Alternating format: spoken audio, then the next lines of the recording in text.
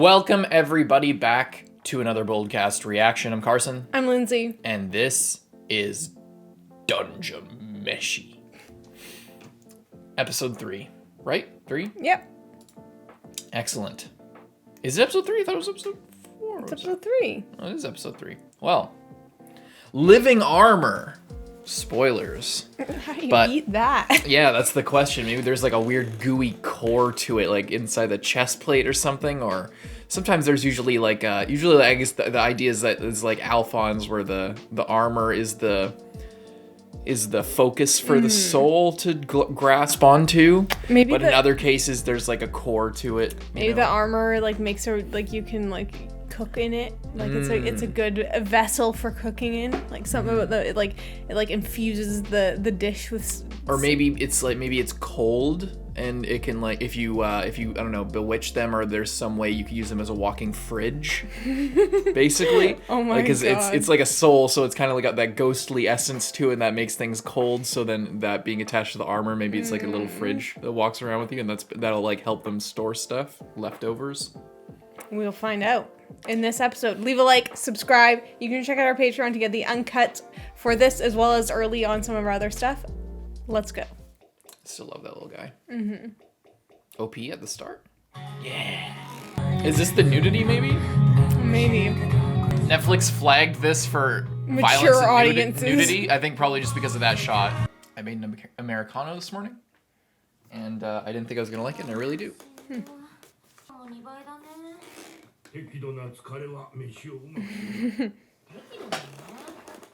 Oh boy. Great. I notice he has like that nice sword.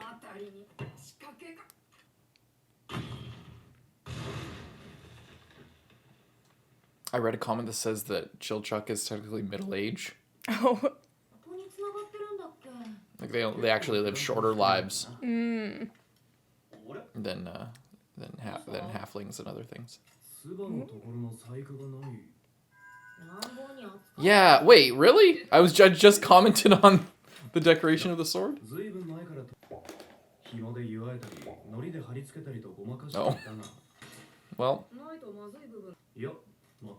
Did his sister make it for him? Probably. Or your mom?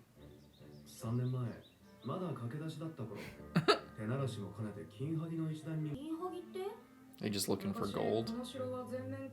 Oh, like the pyramids. Kinda. Pyramids are apparently covered in like limestone, and it was all taken away. It's like the same. Oh yeah, and it was. Oh, so they went to this exact spot. Because there's the lion thing above the door, but the wing was cut off before. Oh. So he took a sword from one of these armors. Try it. Oh my god. Well, there's the violence. Damn. Maybe that's why the episodes are rated that way. It's probably the most violent thing that's happened so far, definitely.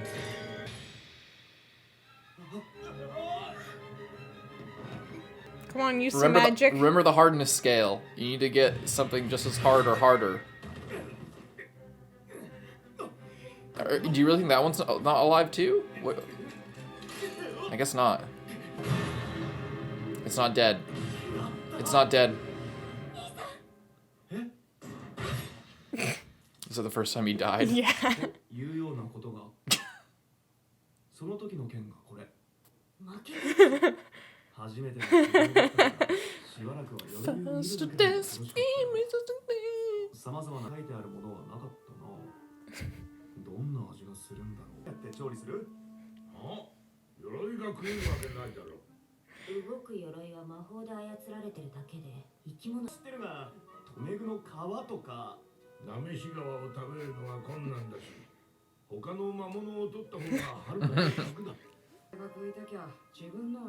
I like how we're just the main character. We're like, how are you gonna eat armor? And then it's just like, you don't. What are you fucking talking about? Can't eat living armor. He's all sad. He's like, he feels like he lost Literally that the one. Same thing.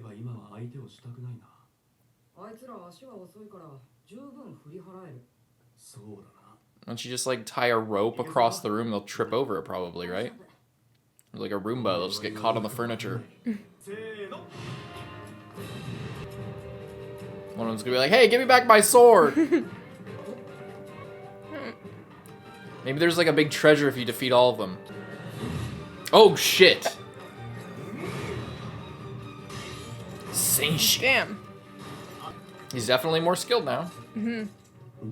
He could probably swap out his sword for a new one if he I wanted. wonder if those decorations are, they must be important to like this room or something. There's some kind of gimmick here. Well, it could just be like the symbol of this knight company or something. The king, because this was like a castle. Something to do with their situation.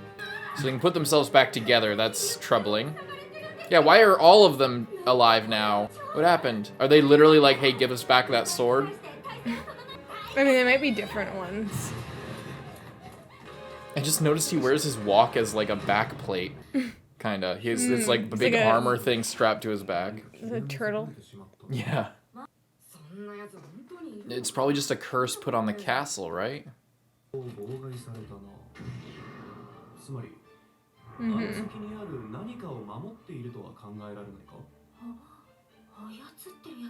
Are they gonna get another member? Who could it be from like the intro or like? Trying to think.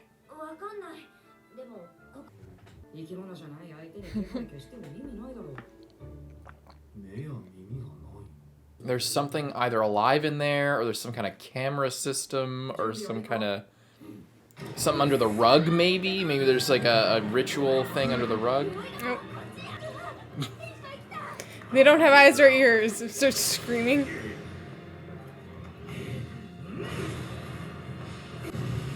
Oh, nice. Distraction. Damn. It's locked. It's boarded from the other side. Okay, this is much more untouched. Was somebody cleaning up the bodies in the other room? Oh no, an iron knuckle. That's the sword. Whoa. Looks like an Elden Ring character. That's the sword from the OP. I was noticing in the OP he had like, oh, that's a nice sword. I was gonna say it, but I didn't. And then he had the sword. I was like, oh, it's just like the same thing. But no, he's about to get this new sword. That looks so cool. Is that Griffith's armor? He's got the fucking wing.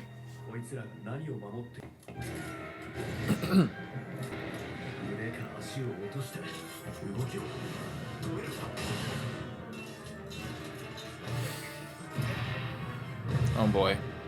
Damn, I wasn't expecting such a crazy Yeah, it's an battle. action-heavy episode. Break up the, oh, well, the cooking. Back at it. Offer it some food. Yeah, why aren't they Give it a cooking? snack. Oh, he dented it. It is just armor after. Oh my god. Oh, the shield. Oh, there's the there's core. the It's like little- I said. Ew. Turns out you can cook it. What? Whoa. Look at that dog.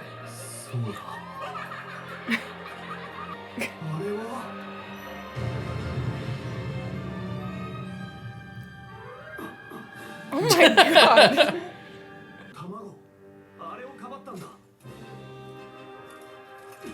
Although they all just, their noses were so snotty Yeah. as kids.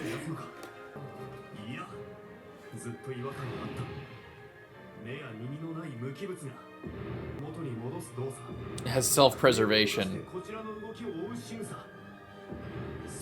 And like living person characteristics. That means we can eat it. If it bleeds, we can cook it.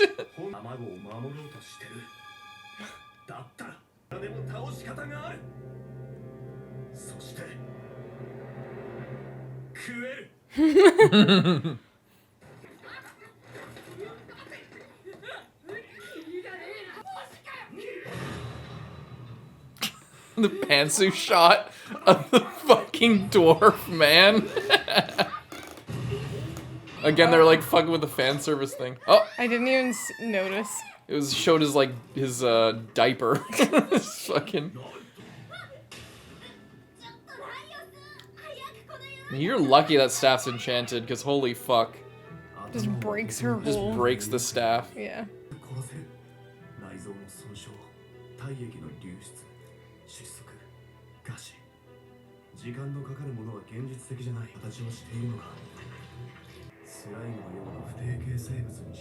Oh, he's imagining this. Oh shit, that would be really That bad. would be creepy. That would be very bad. But I don't think that's it. There's a little guy in there.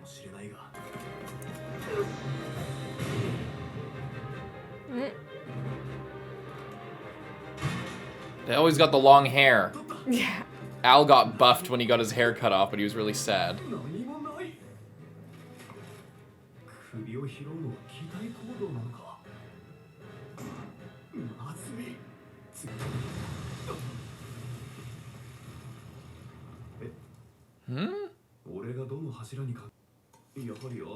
So there is something in there? Be like a little mark or something. Oh boy.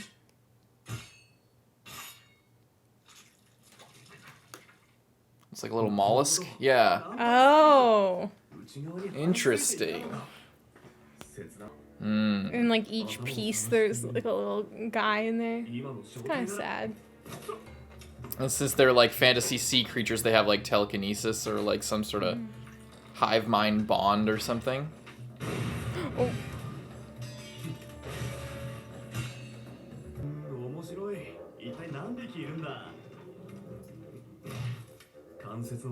Just murders this entire family.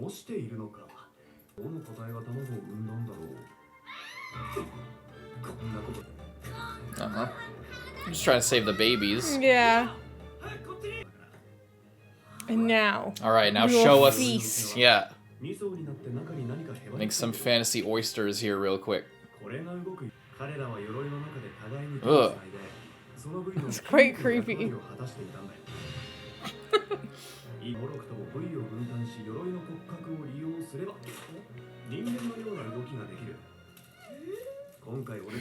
Damn.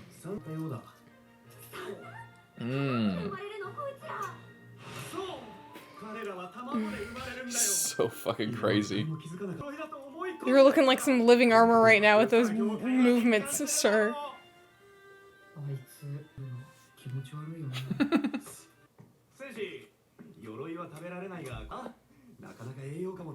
He's gonna be like, nope, that's poisonous. It's terrible.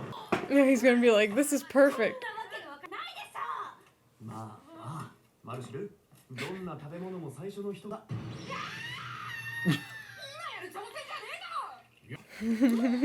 Wouldn't she have a spell that could detect if it was like poisonous or something like that? And if it would kill them?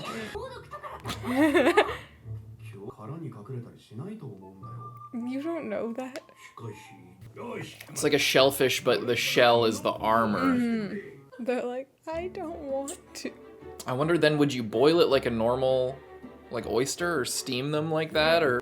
Trying it out. Oh. They probably don't have any sand. Yeah, those organs don't look the best. But then again, organs never do.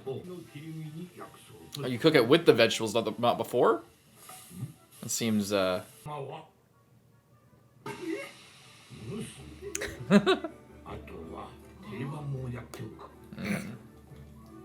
Using the armor. So like I said, you gotta use it as like a... Grilled living armor. Steam-baked living armor. Wow, different styles of it too. Which you want to have first? None of them. Fucking idiot. Oh, I guess because, yeah, dwarves are like heat resistant. Somebody just said that in a comment. It makes sense. Yeah, they're all just watching. Again, Marcel, don't you have a detect poison? Slurp it up. Umai!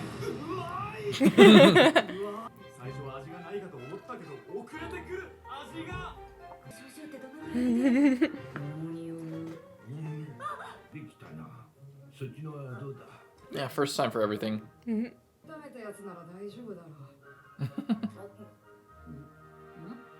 How funny would it be for this show If they all died.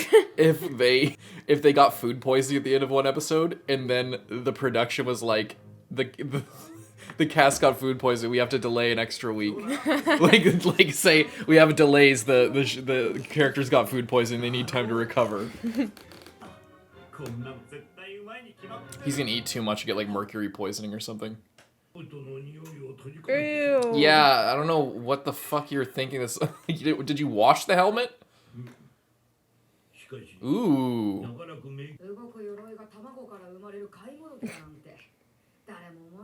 Okay, literally no one would ever suspect that.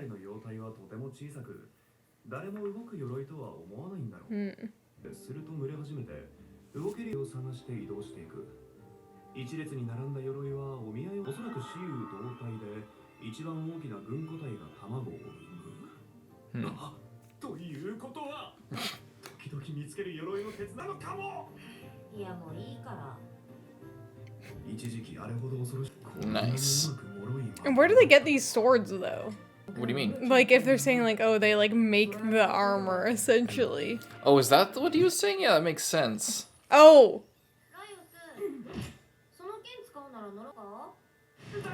Classic. Oh my god. Now you got a sentient weapon, or maybe not sentient, but a living weapon. I'm sure this won't come back to bite us at all. What's that? One from Critical. What's that? Craven Yeah. Edge. Oh no. Maybe he'll just be their friend. Yeah, he's kind of nice. Or maybe he'll, kill them in their sleep and then steal his After armor. eating his entire family. Epic. Very nice. Another good episode. I wasn't expecting that. I was like, oh wow, this is a very different approach to the episode of, having more combat based action. But then we still get the cooking in the end, and they made a new discovery.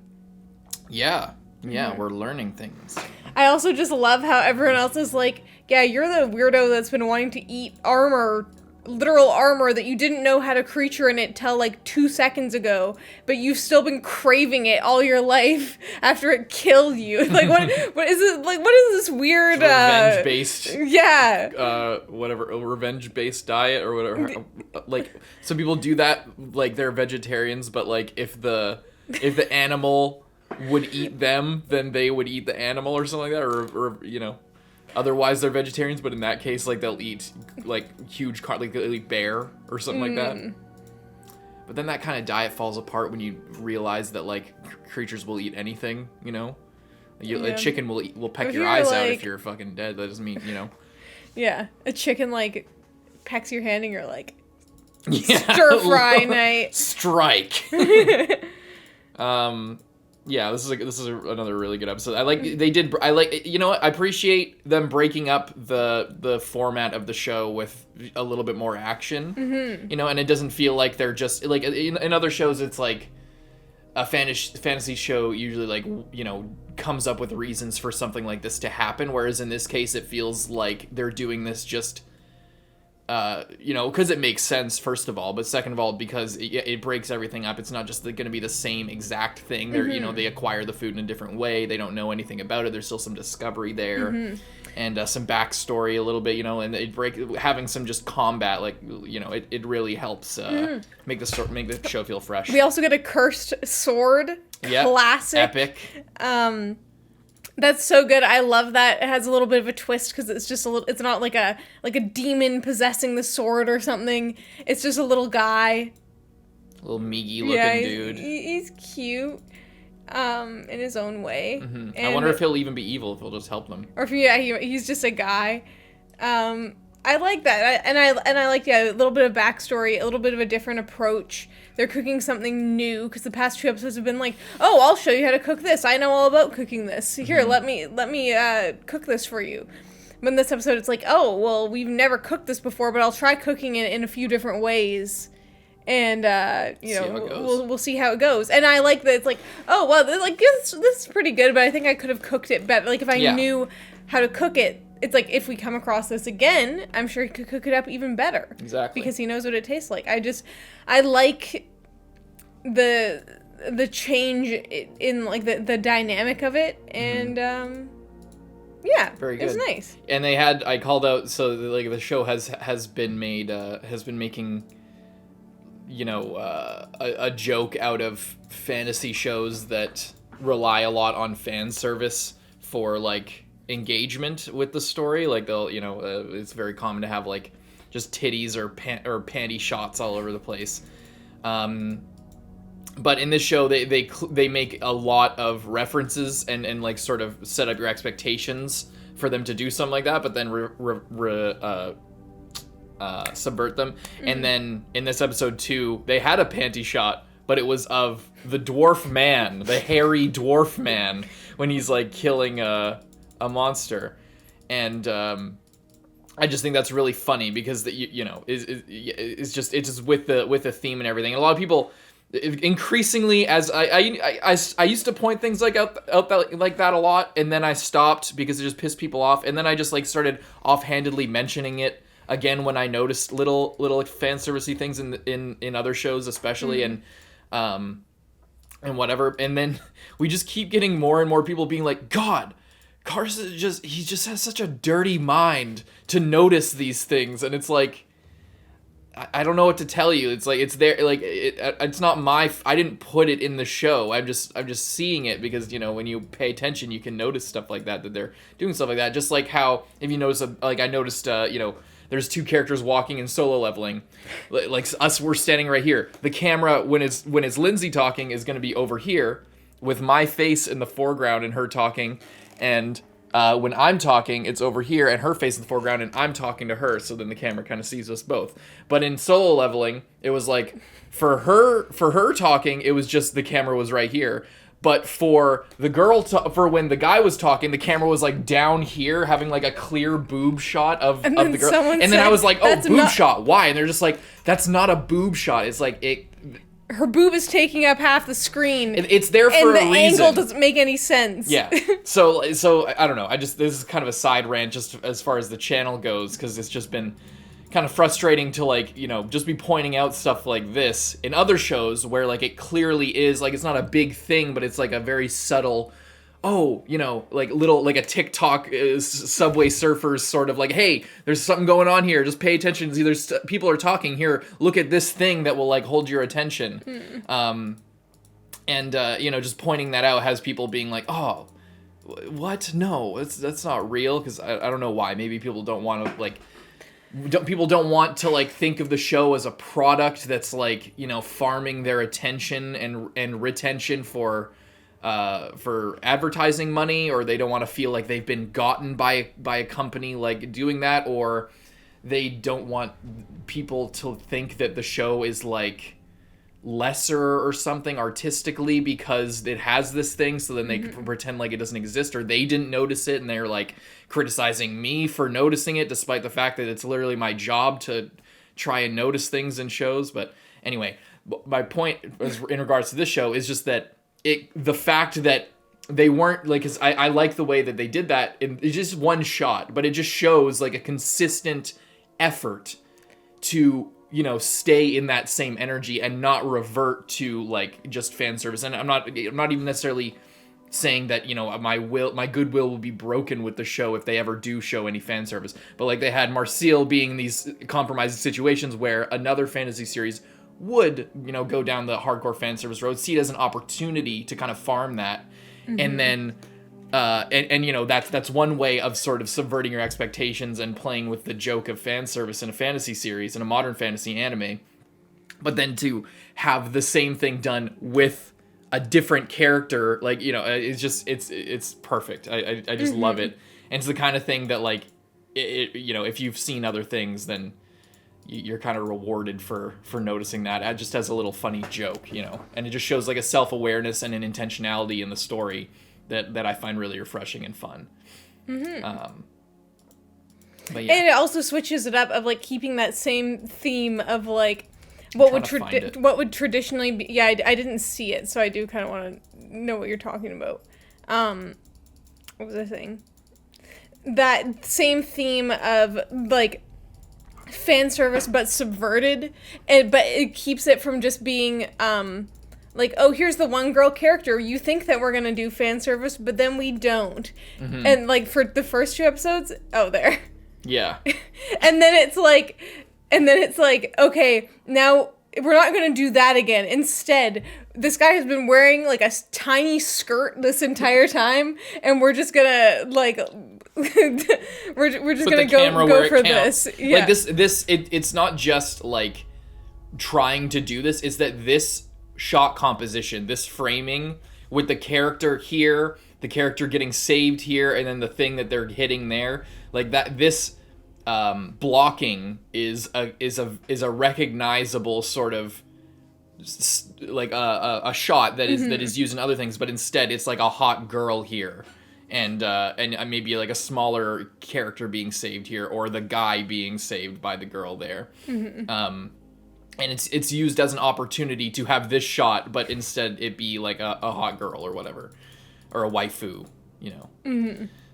So yeah, it's like I feel like I don't know. Some people are gonna get pissed off that we're even talking about it this much, or that I'm talking about it this much. It's just been on my mind lately because there's been so much pushback to even talking about this shit. Like it matters. Like I feel like a lot. Like if even drawing attention to it just feels like it's not that deep, bro. And I feel like you could say that for anything that we talk about. But yeah, I don't know. It's just something that's been on my mind lately, and it's something that I really appreciate the show for doing. Because like even in Free Ren, there's thing like as committed to that committed Free Ren is to what it's trying to do and its whole style and everything. It does. There are times where like it might just be the animators, might not even be like a vision of the show, or like because here the subversion of those tropes is an effort. It's something that is decided by like a team or by the director or whatever. Like it's a choice like of an overall production wide kind of thing. But in Free Ren, it's like there's one pantsu shot when she's like getting up in bed, and there's like lingering on her feet, or lingering on, you know, when she's laying in a certain way, or, you know, just little things here and there, and they aren't big deals. It's just like, you know, it's just something that I notice because I don't know, it's just something that I notice and I like to comment on, because I feel like the more a show relies on fan service for engagement, the less it is, unless that's the purpose of the show, like something like a High School of the Dead, the less it is confident in its other storytelling elements. And I also feel like, I mean, we'll see this like as it goes on. But I think also a lot of things that like are trying to subvert stuff, or like trying to do it as a joke, end up just doing it as the thing. Like we had this thing with Konosuba where like it's like, oh, this is so funny, they're like making fun of fan service, and then it's like, I don't think they're making fun of it anymore. It's a joke anymore. It's not a joke anymore. Like, it's a joke. But like, it's not a joke. It's a joke like, oh my god, this is so uncomfortable that this character is fully naked and they're like in this compromising situation. And it's happening every episode. And in Konosuba, it's a part of its whole identity. But it's part of its whole identity as like a modern fantasy, or, you know, it's like the first season's a few years old now, but like, it's a modern fantasy anime. So, you know, but, you know, some people like it or don't mind it or whatever. I don't know. I would prefer, if I had my perfect show, I would have a lot less of it than most shows have. But yeah, anyway, that's just me, I guess. But there's something else I want to say with that. It probably doesn't matter. Oh yeah, there's other shows that are examples as well of like the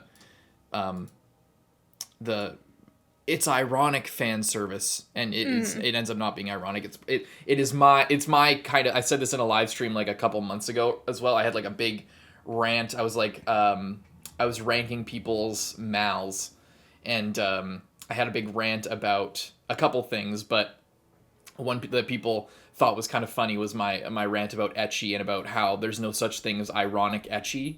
There's no such thing as ironic fan service, because the purpose of the irony is to undo the irony. So like they'll say, oh, this fan service isn't a joke in service of something, in service of like making fun of the doing it, but that joke, that irony, is no more than a justification to allow allow the fan service into the show in the first place, because you wouldn't do it just without the joke. So having the joke justifies putting the titties on the screen so that you can still get the benefit engagement wise from your show, and to keep the audience retention by having that sexually exploitative element.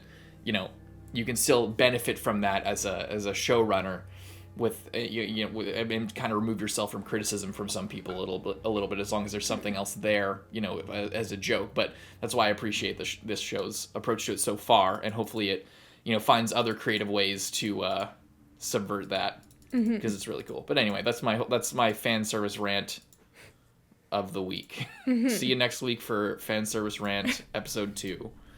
Anything else you want to say?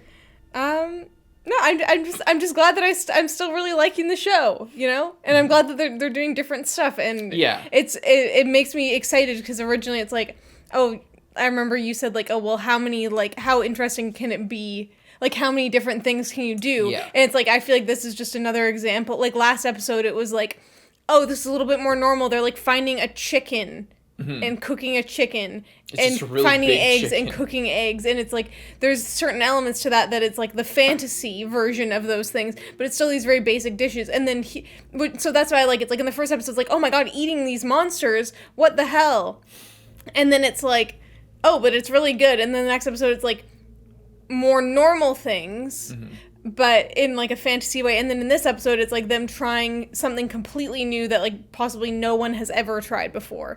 And I like it, because I feel like it's like, just tackling something like an empty suit of armor. It's like, how could that be food? And then it like makes you think that it's not food. It's like, oh no, it's just maybe like guarding something that's going to be food. And then it's like, no, actually it is food all along, but no one knew that before. So I feel like I like that. And it just shows the creativity of the author again. 100%. Alrighty, leave a like and subscribe. We'll see you guys next week. I'm Carson. I'm Lindsay. Bye-bye.